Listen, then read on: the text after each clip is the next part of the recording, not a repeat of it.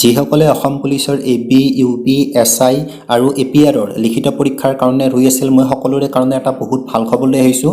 অলপ আগতে আমাৰ অসম আৰক্ষীৰ DGP ছাৰে টুইটাৰত এটা পোষ্ট কৰি জনাই দিছে আৰু দুখন লিষ্ট দিছে যে লিখিত পৰীক্ষা কাৰ কেতিয়া অনুষ্ঠিত হ'ব। এইটো ভিডিঅ'ত মই আপোনালোকক সেই সকলোবোৰ কথা ভালদৰে বুজাই দিম। এইখন হৈছে লিষ্টখন। যদি আমি এতিয়া 1 নম্বৰত চাওঁ, ইয়াতে লিখি দিয়া হৈছে কম্বাইণ্ড ৰিটাৰ্ণ টেষ্ট হ'ব। যিহেতু প্ৰথমতে আছে আমাৰ AB, UBৰ যি 6662টা পদ আছিল, ইয়াৰ পিছত আমাৰ যি APRৰ আছিল বা কনষ্টেবলৰ ফায়াৰ এণ্ড ইমাৰ্জেঞ্চি ছাৰ্ভিচৰ আছিল যিমানকেইটা পদৰ, ইয়াৰ লগতে যি কনষ্টেবল আৰু গাৰ্ডছমেন আছিল, এইকেইটাৰ মানে কি ইণ্টাৰভিউটো একেলগে অনুষ্ঠিত হ'ব আৰু কিমান তাৰিখে হ'ব মই আপোনালোকক সেইটোও জনাই দি আছোঁ। ইয়াৰ পিছত 2 নম্বৰত আপোনালোক সকলোৱে গম পায় 154টা যি কনষ্টেবল আছিল ইন AISF বেটেলিয়নছ তেওঁলোকৰ হ'ব। 3 নম্বৰ দিয়া আছে কম্বাইণ্ড ৰিটাৰ্ণ টেষ্ট যি 306টা পোষ্ট আছে ছাব ইনস্পেক্টৰৰ UB লেভেলৰ আৰু 320টা যি কামাণ্ডোৰ SIৰ পদ আছিল তাৰ কথা কোৱা হৈছে। আৰু ইয়াতে 10টা যি এছিষ্টেণ্ট ডিপুটি কণ্ট্ৰলাৰ আছিল তেওঁলোকৰ লিখিত পৰীক্ষা অনুষ্ঠিত হ'ব।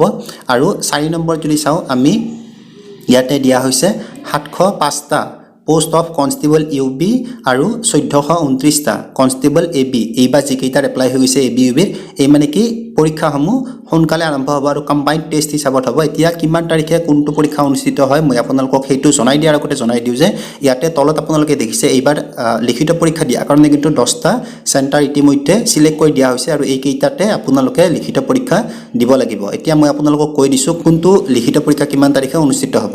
ফেব্ৰুৱাৰীত আমাৰ প্ৰথম ইণ্টাৰভিউটো হ'ব AB, UB, AP আৰু ইয়াৰ লগতে যি কনষ্টেবল আৰু গাৰ্ডছমেন আছিল আণ্ডাৰ DGCD এণ্ড CGHG, এওঁলোকৰ ইণ্টাৰভিউটো হ'ব 20 ফেব্ৰুৱাৰীত 2022 আৰু আপোনালোকৰ টাইম হ'ব 11 বজাৰ পৰা 1টা বজালৈ।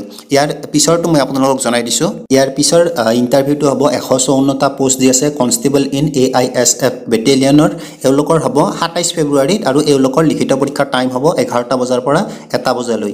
ইয়াৰ পিছত যদি আমি এই চাওঁ 306টা যি ছাব ইনস্পেক্টৰ পোষ্ট আছে UBত আৰু 320টা যি APত আছে কামাণ্ডোৰ SI পদ। আৰু ইয়াৰ লগতে যদি আমি চাব যাওঁ যি এছিষ্টেণ্ট ডিপুটি কণ্ট্ৰলাৰ আছে চিভিল ডিফেন্সৰ, তেওঁলোকৰ ইণ্টাৰভিউটো হ'ব 24 এপ্ৰিলত আৰু এওঁলোকৰ টাইম দিয়া হ'ব 10টা বজাৰ পৰা 12টা বজালৈ। আৰু ইয়াৰ লগতে আপোনালোকৰ 705টা কনষ্টেবল UB আৰু 1429টা AB পদৰ লিখিত পৰীক্ষাটো 24 এপ্ৰিলতে অনুষ্ঠিত হ'ব, কিন্তু এওঁলোকৰ টাইমটো দিয়া হ'ব 2টা বজাৰ পৰা 4টা বজালৈ। কিন্তু ইয়াতে তলত লিখি দিয়া হৈছে ইয়াত যিটো তাৰিখটো দিয়া আছে, যদি কিবা অসুবিধা হয় তেতিয়া কিন্তু এই লিখিত পৰীক্ষাৰ এই তাৰিখটো সলনি কৰি দিব পাৰে।